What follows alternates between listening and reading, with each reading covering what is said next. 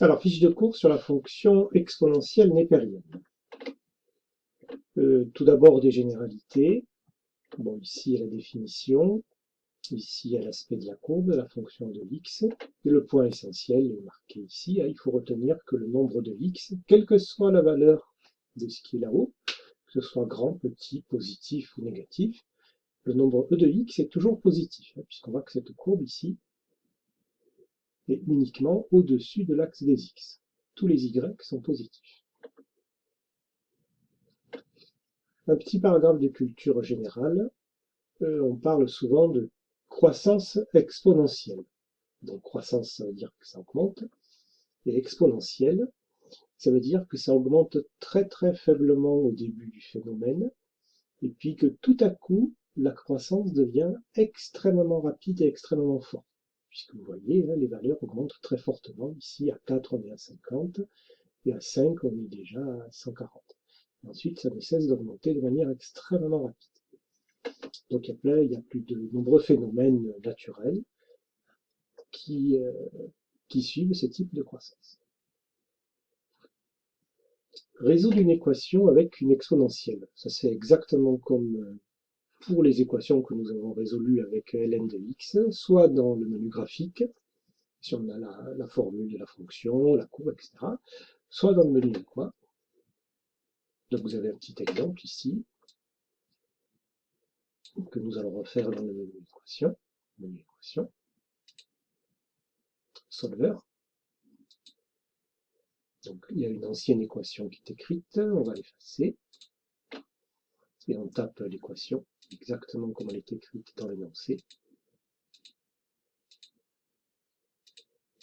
Donc je vous rappelle qu'il arrive fréquemment que dans les énoncés, il y ait une autre lettre que x. Nous, on tape uniquement x. 4. Et je vous rappelle qu'à ce stade-là, il faut faire 2 fois exe. On obtient donc ici la solution. On vérifie, en fait, c'est facile, entre guillemets, de vérifier qu'on a bien tapé 2 fois exe. Ici, doivent s'afficher le nombre qui est ici, après le signe égal. Et on a notre solution de l'équation. Alors, calcul de la dérivée. Bon, c'est un sujet qu'on a abordé déjà dans les activités, sur la deuxième page. La dérivée de la fonction de x, c'est elle-même. La dérivée de x, c'est de x. Et lorsque on a une fonction e puissance un nombre qui multiplie x, la dérivée, comment on la fabrique? Eh bien, le nombre qui multiplie x passe devant et multiplie, et la formule de départ, elle est toujours là. Elle n'a pas changé. Ça, c'était la formule de départ, elle est toujours là dans la dérivée. Ce qui a changé, c'est que le nombre qui était avec le x à l'exposant est venu multiplier devant. Donc on peut retenir que la dérivée, c'est le coefficient de x multiplié par la formule de départ. Et là, vous avez donc 2 exemples. Comment on a fabriqué cette dérivée? Le 3 est passé devant et il multiplie e puissance 3x qui était la formule de départ. Et une fois qu'on a ça, il n'y a plus rien d'autre à faire. Pas de simplification, pas de calcul. Deuxième exemple. Comment on fabrique cette dérivée? La formule de départ, elle est là, on la réécrit à l'identique. Sauf que devant, on vient multiplier par le moins 5. Le moins 5, c'était le coefficient de x ici. Il est passé devant. Et là, par contre, il y a une étape de simplification à faire. On ne va pas laisser moins 5 fois 10. Le moins 5 fois 10 devient moins 50. Ce qui fait qu'ici, dans la réponse, on ne reconnaît plus tout à fait la formule de départ. Et la différence avec cette situation. Sur la deuxième page, on va avoir à nouveau 2 exemples et on va en profiter pour faire l'étude du signe de la dérivée. Donc vous voyez, finalement, il n'y a rien de nouveau sur cette fiche de cours. On résume, on refait des choses que nous avons fait de manière séparée dans des fiches précédentes. Tout ça est assez, abstrait, compliqué, donc si vous avez du mal, c'est tout à fait normal. C'est des choses assez pointues, qui sont difficiles, je répète, si vous avez du mal, c'est normal.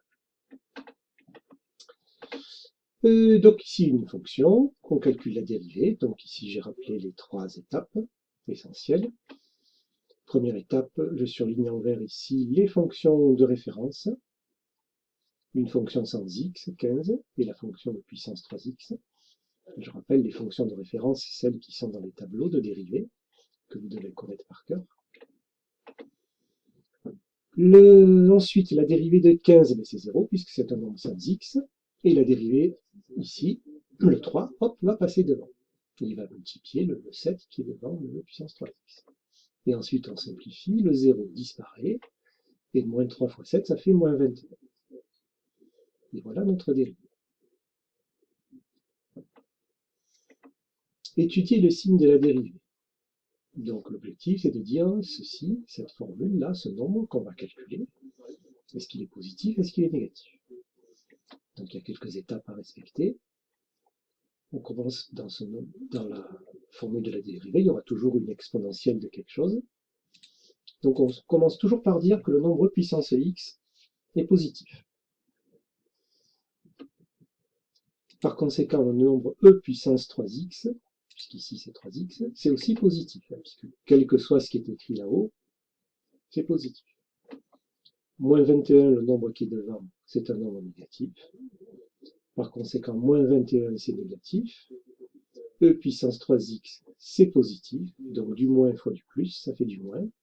Donc moins 21 fois E puissance 3x est un nombre négatif. Par conséquent, la dérivée est négative.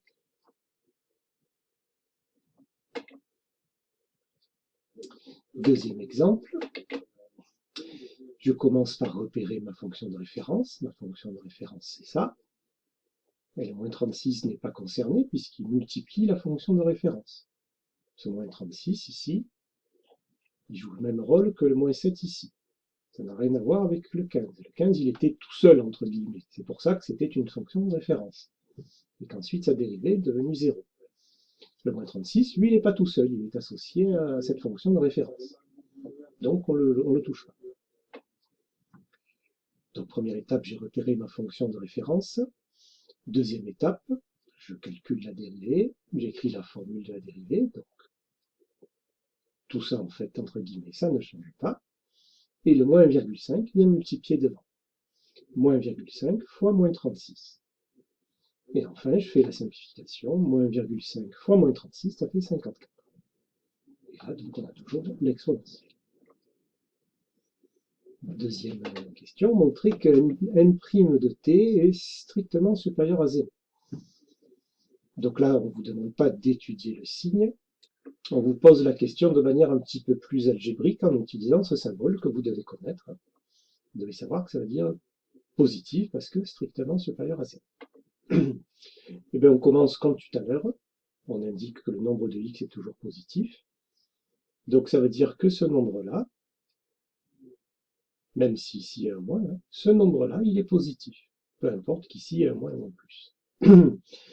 Bon, on remarquera qu'ici dans la démonstration, j'ai utilisé la lettre x par habitude. C'est pas grave, ici avec t, ça n'a aucune importance. Pareil, ici avec t, c'était bien, bon, ça n'a pas aucune importance. Donc ce nombre est positif. 54, qui est le nombre qui multiplie devant, est positif, donc ça veut dire que tout ça, c'est positif. Donc la dérivée est positive. Voilà, fin de la vidéo.